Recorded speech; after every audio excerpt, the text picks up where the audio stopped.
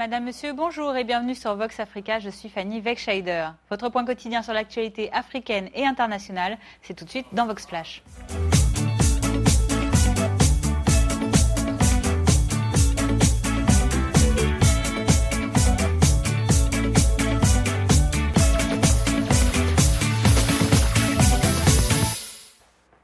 Ouvrons notre flash information avec les derniers développements sur la crise politique qui secoue le Burkina Faso depuis ce coup d'État du général Diendéré jeudi dernier. Michel Kafando, le président de la transition, qui avait été pris en otage mercredi par les militaires putschistes du RSP, vient d'être libéré dans la nuit de ce lundi à mardi. Il est à résidence de la France selon les termes de l'ambassadeur français du Burkina Faso. Par ailleurs, les forces armées du pays qui convergeaient hier vers Ouagadougou sont arrivées cette nuit sans résistance à destination. Objectif maintenant, désarmer et négocier la reddition des militaires du RSP. Et alors que le projet de sortie de crise présenté dimanche par la médiation ouest-africaine et qui prévoit notamment des propositions d'amnistie des putschistes ne satisfait pas la société civile, eh bien l'action entreprise hier nuit par l'armée loyaliste contre le putsch des militaires du RSP est elle saluée par bon nombre de la population burkinabé. Je vous propose d'écouter ces témoignages. Nous avons besoin actuellement de libérateurs.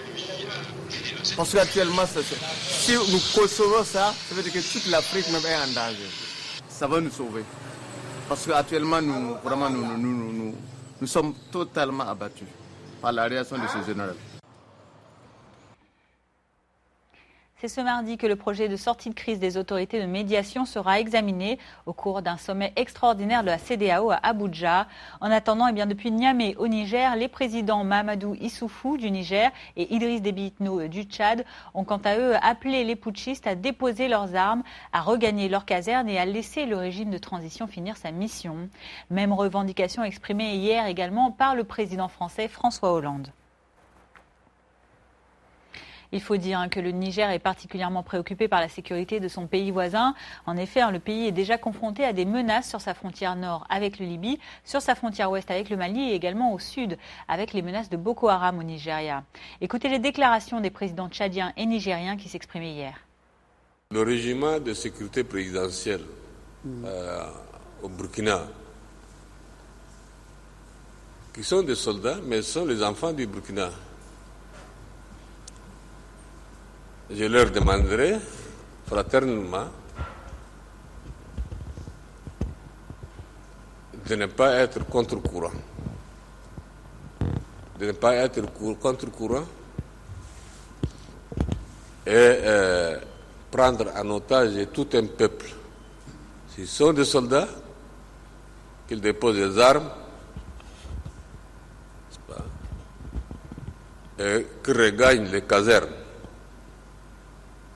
Nous ne souhaitons pas qu'il y ait une quatrième frontière du Niger qui puisse entraîner encore notre zone dans l'insécurité. Donc ce que nous voulons, ce que nous souhaitons, c'est que le peuple burkinabé soit entendu, soit écouté.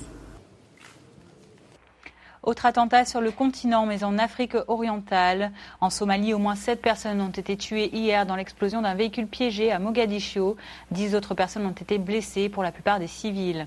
Les victimes sont majoritairement des passants.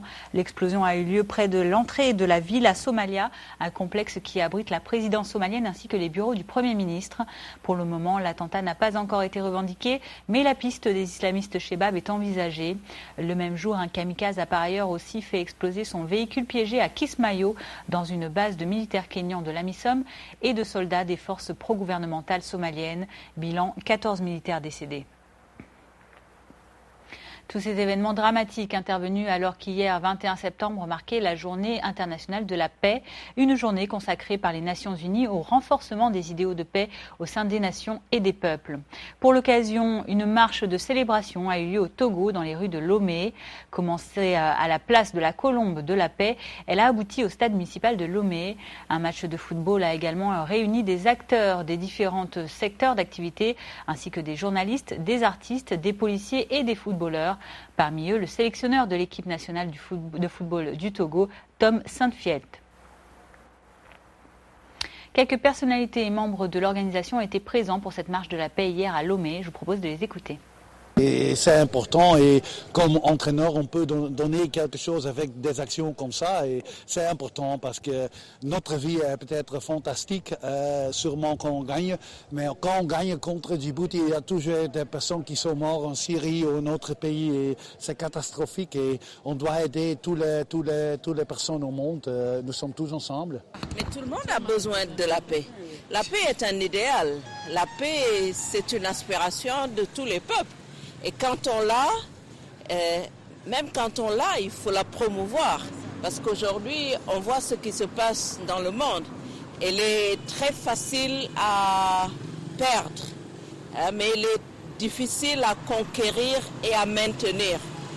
Ça va beaucoup de satisfaction parce que dès le départ, nous savons que ce ne serait pas facile. Parce que le concept de paix n'a pas la même connotation partout. C'est vrai, en général on dit la paix, mais derrière la paix, il se cache beaucoup de concepts. Bon, quand nous avons émis l'idée de célébrer cette année la journée mondiale de la paix avec Peace One Day, on savait que c'était d'abord un pari à gagner parce que ça va être difficile à convaincre les gens. Mais aujourd'hui, surtout ce qui m'a plu, quand on était à la Colombe de la Paix, on a passé 2 heures là-bas. Les 2 heures qu'on a passées là-bas nous ont permis d'expliquer aux passants qui nous voyaient ce que c'est que la paix, ce que c'est que Peace One Day et quel était le but et quel était le concept. Retour au Togo où Faure Gnassingbé, le chef de l'État, vient de demander qu'un état précis soit fait sur le nombre et la nature des navires commerciaux immatriculés dans le pays. Plusieurs bateaux battent en effet pavillon togolais et sont impliqués parfois ces dernières années dans des trafics en tout genre. Faure Gnassingbé a déploré cette situation à l'occasion d'une réunion du Haut Conseil pour la mer au Togo. Le Haut Conseil pour la mer est une structure mise en place pour lutter efficacement contre la piraterie maritime dans les eaux togolaises et celle du golfe de Guinée. Au cours de la rencontre, plusieurs sujets ont été développés. État des lieux de la lutte contre l'érosion côtière, présentation du schéma directeur des moyens maritimes à acquérir, création d'un nouveau comité national d'hydrographie, d'océanographie ou encore de cartographie. Écoutons Faure Gnassingbé au micro de Noël Tadénion, notre correspondant au Togo. Plusieurs fois, nous avons été interpellés sur des navires qui battaient pavillon togolais et qui se comportaient, qui ne respectaient pas des règles qu'il fallait. L'Union européenne nous a saisis, l'État d'Israël et d'autres pays amis. Et jusqu'à présent, je crois que nous n'avons pas encore un état complet des navires battant pavillon togolais dans le monde. Donc je voudrais qu'aujourd'hui, nous prenions toutes les dispositions pour demander qu'un rapport soit fait, un rapport circonstancié, précis, soit fait sur l'état du pavillon togolais à l'étranger et qu'on nous fasse des propositions pour le suivi de l'application et du respect du code ISPS. Ce rapport sera communiqué au Premier ministre et sera partagé, en tout cas il sera publié, parce que cela ne fait pas honneur à notre pays que nous ayons encore un peu d'ignorance ou un peu de lacune dans ce domaine. Je sais que nous nous sommes dotés de certains moyens pour organiser les patrouilles dans nos eaux. Je crois que je vais me limiter à ces points que je viens d'évoquer, en disant également que nous sommes préoccupés par la situation des frontières maritimes. Ça fait l'objet un peu de discussion, pour ne pas dire plus, de marchandage entre plusieurs pays de la sous-région. Nous sommes tous des pays amis. Je pense que la voie de la négociation et du dialogue nous permettra de trouver des solutions. Nous sommes en discussion avec nos amis du Ghana, nos amis du Bénin. La Côte d'Ivoire discute également avec le Ghana. En tout cas, je pense que nous ne perdons pas espoir que finalement, nous trouverons des solutions à ces problèmes de frontières maritimes. Et je remercie également les partenaires qui nous offrent leurs conseils et leurs avis pour nous aider à faire avancer ces discussions.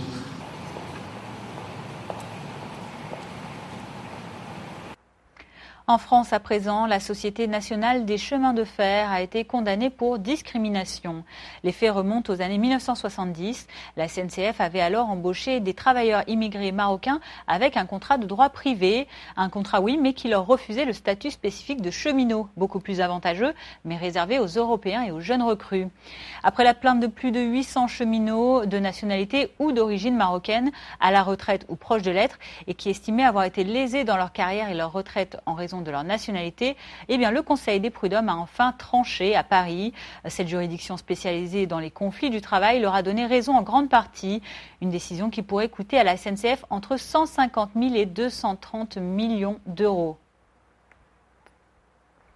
Retour sur le continent africain à présent pour terminer ce flash information. Connectons-nous aux réseaux sociaux. Aujourd'hui, les jeunes ne s'en passent quasiment plus, vous le savez. Au Cameroun, même chose. Face à l'ampleur du phénomène, un nouveau mouvement appelé Génération Tête Baissée a vu le jour. Le téléphone portable n'a jamais été autant prisé et même en milieu académique, on ne s'en sépare plus. Reportage d'Inès Magoum et de Stéphane Noah sur place. En cette matinée ensoleillée, Roméo s'est déjà trouvé une occupation. Le jeune homme de 24 ans est passionné de nouvelles technologies, surtout de réseaux sociaux. Un hobby pas toujours contrôlé. Il est étudiant en physique et pendant son temps libre, il aime surtout communiquer avec ses proches. Une équation qu'il résout facilement grâce aux différentes offres que lui propose l'environnement numérique actuel. Comme lui, plusieurs ont vu leurs habitudes communicationnelles changer. La cause, la multitude d'applications et de réseaux sociaux. J'aime bien regarder ma messagerie dans les messages que je n'ai pas reçus quand j'étais pas connectée. J'envoie des messages, j'appelle. Bon, il y a des applications genre Facebook, WhatsApp, Viber et aussi le net aussi m'est très utile pour mes études. Cette tendance, la société la doit à l'apparition des applications en 2003. Selon une étude menée par le blog du modérateur.com, l'on estime à 2,60 milliards d'utilisateurs des réseaux sociaux pour un taux de pénétration de 18% en Afrique. Pour ce spécialiste en sciences de l'information, l'explication de ce fait réside dans la mondialisation. Ces technologies de l'information et de la communication viennent donc remplacer le contact direct. Ça leur ouvre forcément les portes du monde, quoi. Avec son téléphone portable, il a le monde à sa portée. Face à l'expansion de ce phénomène, au Cameroun, un nouveau mouvement a vu le jour. La GTB, Génération Tête Baissée. Voilà, et nous, c'est la tête haute que nous mettons fin à ce Vox Flash du mardi 22 septembre. Merci à vous de l'avoir suivi. Je vous donne rendez-vous demain, mercredi, pour votre point quotidien sur l'actualité. En attendant, je vous souhaite une excellente journée. À bientôt.